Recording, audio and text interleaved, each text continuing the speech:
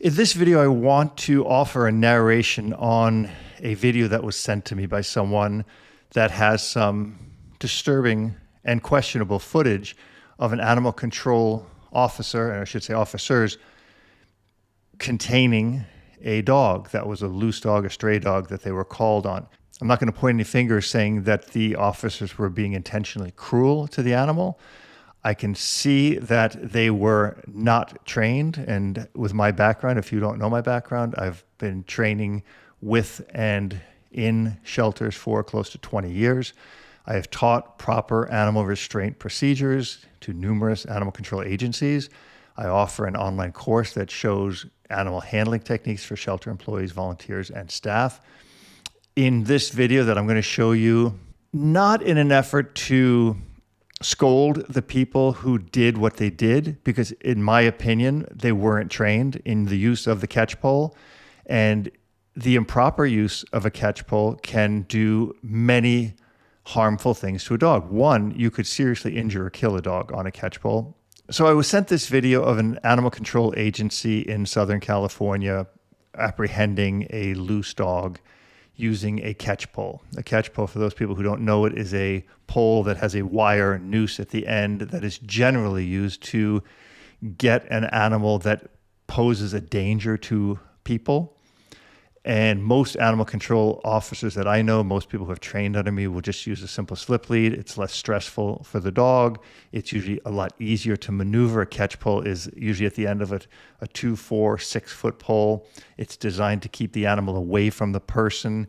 There are inherent dangers in using a catchpole. There's a host of issues with it. In this video that I'm going to try to keep somewhat short, I will play the video. I will kind of scrub through parts of it that are unimportant, and I will highlight parts that are important. Now, those of you who know me know that I've spent over 20 years in dog training and working with shelters, teaching animal control agencies, including Los Angeles, Ventura, numerous other agencies. I offer an online program on safe handling for shelter employees, management, and staff. So I'm very qualified to offer the opinions I'm going to offer you. And I'm going to offer them in the realm of what should have been done better. And I'm assuming that whoever runs the animal control department at this agency is not training their officers, because this was in no way a refined method of apprehending a dog. And later the dog was found out to be very nice, very social, very calm, very friendly. And I will show you in the video also how that could have been determined, that the use of the catchpole probably was highly unnecessary in the situation. But let's watch the video. I'm going to put it up here on the screen. And there it is. Now, the first parts of this are going to be quite boring, because all we're going to see here is the body cam footage from the officer coming up. And you'll see that as they come here, they're looking for the dog, and I think right around here somewhere, the dog, actually they see the dog for the first time, and maybe not here, maybe here, they're looking for the dog, and this looks like some kind of an apartment complex. It looks like a very nice area. No, there's the dog. The first time they see the dog's here, and you'll hear the animal control officer here.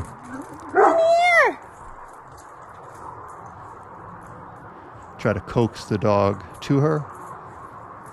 Nothing wrong with that, by the way.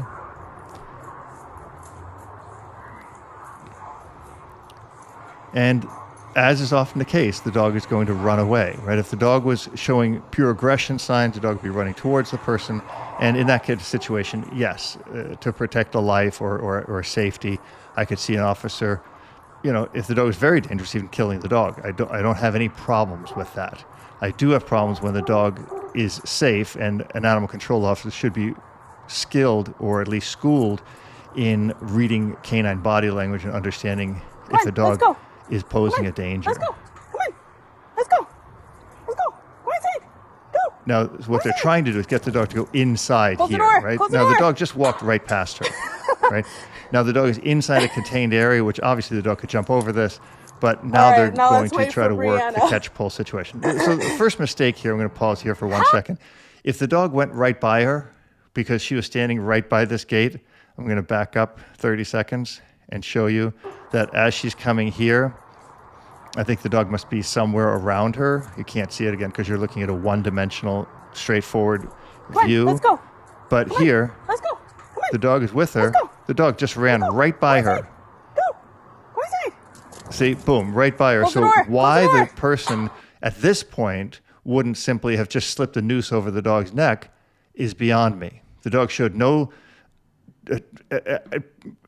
cause to bite the person. The dog showed no issues with walking right by the person. The dog showed no issues with anything that would have concerned me. This would have been a situation, and I'm going to tell you right now, I don't even think these officers were carrying a slip lead. They were just carrying catch poles, and that's a huge mistake. They should be carrying, they should be carrying something to protect themselves, whether that be a firearm or something. That's fine. 2, they should be carrying a slip lead as the primary means of restraining an animal, and a catch pole as a sense of an emergency. That's it. It shouldn't be catch pole first. Really, really bad policy. So I'm going to flip this around. We're going to keep going now. Now the dog is inside this area, and now they have 2 other animal control agents here to get All right, now let's wait for Brianna. the dog, which is, I mean, amazing they have this many officers, but highly unnecessary. So I'm going to scrub a little bit through here. This gets kind of long watching her hands here, and then she's going to come in here. Now the dog is inside the area and is very confused now, right? So you have 3 people, 3 animal control agents walking around, but you see him here. He's just kind of walking back and forth. No. And now she went from this real friendly, hey, No. come here, to no. No. And the dog is confused, obviously, and the dog is barking. Dog is showing trapped, very loose Tommy. body language. Come here. Look at the dog overall. I'm not seeing anything here that this dog is showing any kind of aggression. No. Loose body language, not wagging tail, but loose tail. Ears are back because he's suspicious, but they're kind of laughing about it here. It's kind of funny to them, and I understand that. Sometimes it's nervous laughter. I'm not poking fun at that, but they're completely unable to get the dog on the catch pole here, which, first of all, I'm gonna stop that for a second there, because this is something that's, if you're dealing with a serious animal, you need to be able to get your catch pole noose around that dog, okay? Because you're going to get 1 or 2 shots and somebody's going to get torn to shreds if this was a dangerous dog. So a second indication is it's not a dangerous dog, because as they're going, they've got this big stick and they're trying to lasso the dog with it. They're not able to do it. That shows a complete lack of training. It's not really hard to get a big dog like this into a catch pole or into a noose. This is something that animal control agents must be trained to do. How do you catch the dog? That's a big, big piece. The bigger piece is understanding the dog's body language and not using a catch pole as a one-run solution. It's crazy to me to see that. Furthermore, I've seen other pictures on that were sent to me on their site that shows them using catch poles on little tiny puppies. It's a really bad policy. And like I said, I'm putting this out there as an offer to say, you've got to better yourself before you have a serious lawsuit for hurting a dog for no reason. So I'm going to continue here, and we'll watch this.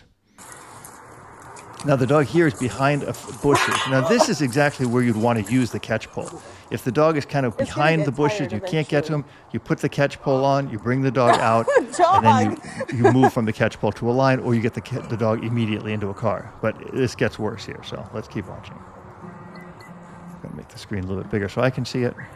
Now you've got 3 people, and one is worse than the next. They There can't we get go. this one. Now the dog is cornered. Okay, now here you can see the dog's completely cornered, and the dog is not showing any forward aggression. The dog is not coming forward. The dog is laying in the corner and is showing submissive type behaviors, kind of regress back, not fighting back, not moving forward. Keep going. Now here, Good boy or girl. do they have the dog on the catch pole here? There. Now the dog's on a catch pole. Now they've cinched the catch pole so tight that the dog panics. Or since right? it's walking over there. Now the dog's completely panicking from the catch pole. And this is going to happen when a catch pole is super tight. And I get it, you want the dog to go, but this guy has no control over the dog. Right here, immediately, I would have kept the dog against the fence, and had somebody put a slip lead on to contain the dog. The slip lead is going to contain the dog better than this. Catchpoles have very thin steel wires that can get caught up in the fur, especially a longer coated dog like this. And as the dog panics more and more, especially if they start to roll, which you're going to see this dog do, the dog is panicking, right? The dog is panicking. Immediately, if the dog is on a catchpole, you have the ability to maintain the back end of this, which they do much, much later here, but it's what you want to control. You want to get on this dog. You don't want them flipping around on the catchpole. Yeah. Now they're going to put a second catchpole on this dog, which is not a bad idea, but there's a lot of way. See, here the dog is down now. This is kind of, the dog's going to be safer down, but because it's tight on the dog, it's almost asphyxiating the dog, and they're going to try to put another catchpole on the dog. See, the dog's, it's caught under the dog's foot there. And they slip it up. But you can see the dog is now panting. The dog's mouth is open because obviously the catchpole is too tight. People can say, how can you see that? I can't see that. I'm reading the body language on the dog.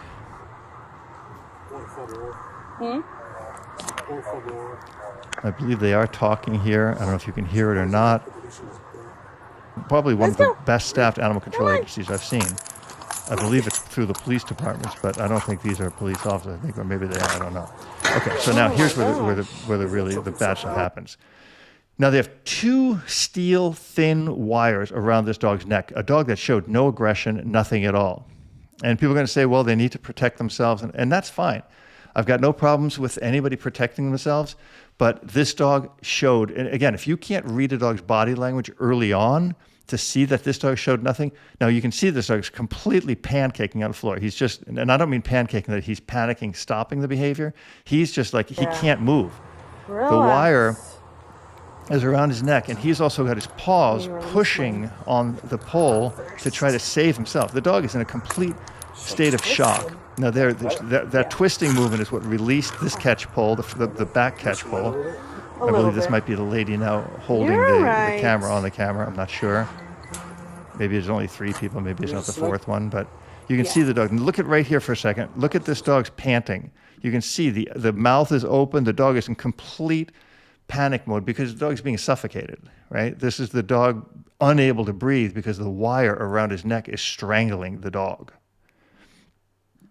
And again, if this had started out with a dog that was, showing me signs that the dog is aggressive, the dog is lunging, the dog is doing any kind of behavior like that, and you've got to do this, I understand.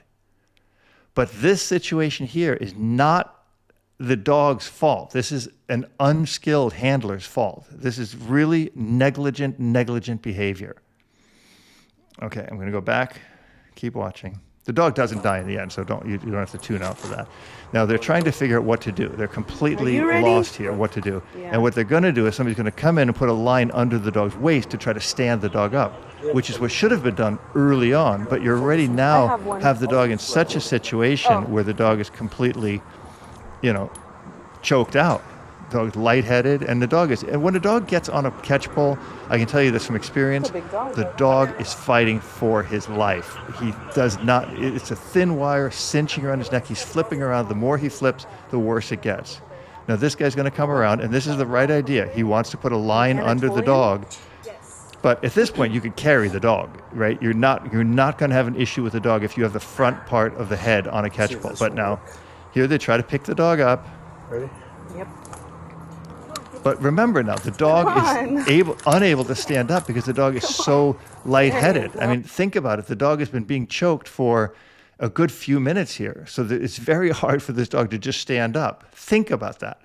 They're trying to make the dog stand up. It's the right thing to do. It would have been better using a towel or something. It could have been done with anything. But the dog is fighting for his life. The dog is being choked out.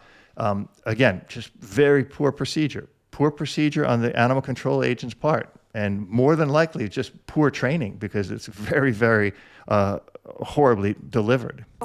Now, they got the dog up, but you see they still have 2 catchpoles on the dog. So the dog, he's trying to, there he goes. He lies down, and he's fighting that pole. I'm going to move that head a little bit, play head a little bit. So you can see here, the dog is on his back, both paws, one on each pole, trying to push away from that.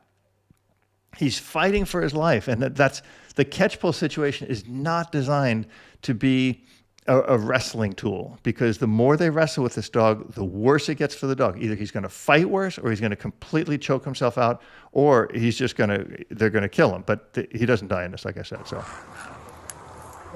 You're just gonna keep fighting it the whole way. So you can see both these catchpoles are caught up on him now. He's got one on each paw. He's fighting for his life.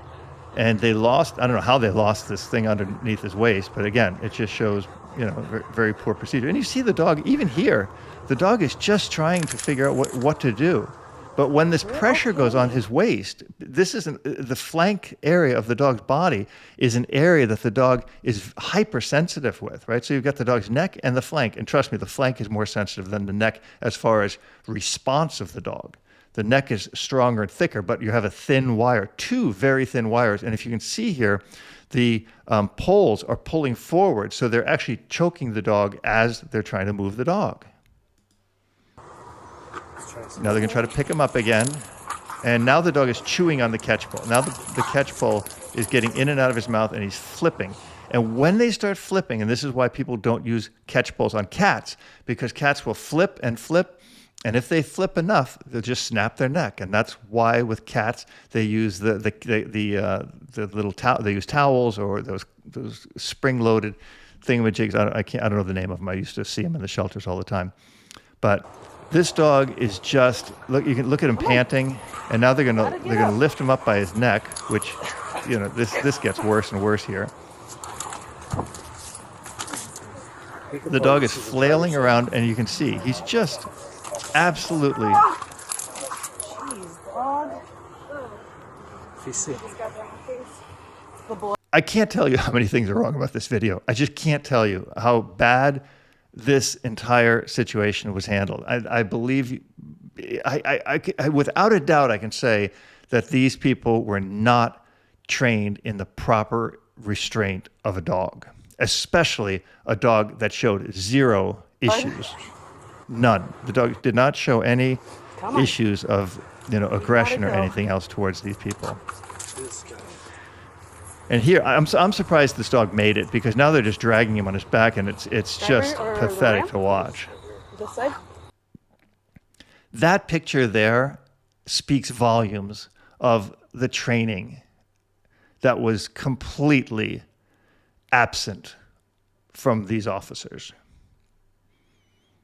You're dealing with a dog that showed no aggression towards either of the animal control officers. You're dealing with a dog that was, body language-wise, a neutral to friendly dog.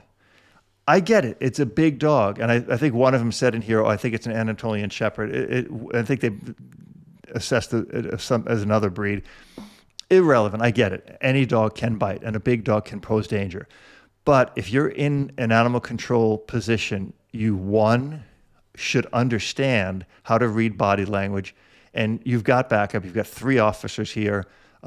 The idea that the dog ran by the officer in the very, very first part and was put in place to contain him, as opposed to just trying to noose him right there, it is disturbing to me. Now here they just drag the dog, and the leash comes off again, and they drag him.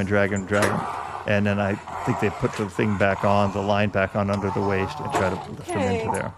And lifting a dog by their neck here with 2 of these catchpoles with this thin wire, they're lucky it was a big, strong dog, because nothing happened to the dog, but something certainly could have happened here. I'm just going to try to move this out of the way. And it was handled piss poor, honestly. Piss poor. The dog chewed up his teeth, his gums, and I'm going to try to get you an angle here that you can see this. Look at this dog. I mean, it's kind of, it looks like a snuff film to me. It just looks so bad when I look at this dog. Hang on, we're going to fast forward here. Look at the dog's tongue is hanging out because the dog is so exhausted from fighting for his life. That right there should show you that this was handled in a very, very poor manner. Honestly, this department, or at least these officers, need training. The dog, you can hear the dog panting, the dog's teeth are out. And even here, the dog is not trying to get out, not trying to hurt anybody, but they're handling the dog like it's Cujo, and in essence, it's not. Here, she can't release, and this happens all the time. The fact that she's trying to release the catchpole, On a dog with thick fur like this, the fur gets caught into the wire and the wire goes back into, I wish I had one here before the fire, I had one.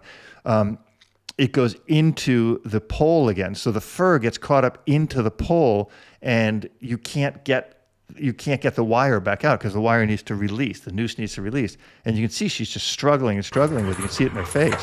Where finally here she gets it off. And Boy, oh boy. there. That's the end of the situation. Now, after this, they go back and they talk to the person, I guess, who called them, the manager of the property or whatever, and say, oh, can you clean the blood off the floor before the kids get back here? It's a really sad statement that this dog who was loose, and I don't know if the dog belonged to somebody, I don't know any of these details. All I'm here to comment on is the procedural failure of this department and these three officers, that not one of these three officers was able to contain and manage a dog like this. So I really think this department needs training, and I think animal control officers everywhere should be much better skilled in reading body language and containing dogs. I think there's a big problem. I think we're looking at a major problem. If this was a serious dog, somebody would have gotten seriously bit. And I do think that training, it should be at the utmost forefront of importance for anyone who works in animal control. There are so many good people in animal control, and there are so many people that I've worked with over the last 20 years in animal control that are amazing dog handlers. I know one friend of mine, I'm not going to say his name, he works at one of the LA City shelters still to this day. I've never seen anyone better at catching a dog with a slip lead. He was like a cowboy. Any dog going by, boom, he could just do it. And I said, how did you get so good at doing that? Because he did one of my seminars. And he said, I just practiced every day. And you work in animal control. Slipping a leash on a dog should come as second nature. And if you're an animal control officer and you're in the field and you need to catch dogs, this is something that needs to be practiced over and over and over again. And it can be practiced on a stuffed dog, a dummy dog. It can be practiced on a person. It can be practiced on, even dogs without hurting them, just getting a noose on them and then bringing them back, to a play yard or something like that, or catching them in a play yard. We had issues in our play yards when we were teaching Bound Angels University at the city shelters that we needed to catch the dogs. So we taught volunteers how to catch dogs using a slip lead. I mean, a simple British slip lead. Just the dog goes by, you slip it, and it's on the dog, and you catch the dog, and the dog is contained, and you're able to manage the dog. But again, this was a disaster. I'm going to put this video out there. I want more people to see it, and I certainly hope that if this department is watching this, that you take my advice and start training in one, most importantly, reading body language and understanding what it is that you should be concerned about, and two, how do you properly contain a dog? How do you properly, noose a dog and take them off safely for, one, your animal control officers, and two, the safety of that dog, because it could be the personal property of someone and causing injury to that dog in that realm, in that fashion, and in this situation you could be open to a lawsuit for negligent handling of a person's personal property. Dog presented zero danger. Thank God they have Bodycam. I'm really actually very impressed by that. So that's my opinion, and hope you enjoyed it.